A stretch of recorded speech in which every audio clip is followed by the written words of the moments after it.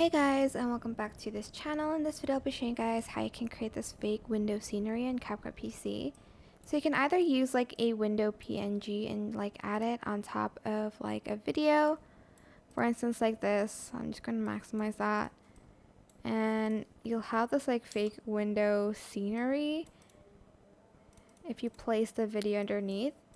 But you can also if you don't have the PNG photo and it's just a circle window, it's super simple. Just go to the photo, go to mask and select circle, and you're going to select reverse so that you can create like a hole here, and you're just going to resize that.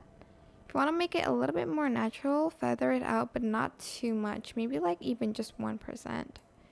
And then you're going to place it on top like this. Go to library and find the video that you want and just add it like this, for instance.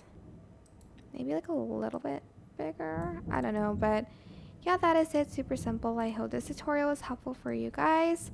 Don't forget to like, comment, share, also subscribe to this channel if you have not done that already. If you have any more questions, just leave it in the comment section down below and I will try my best to answer them all for you guys.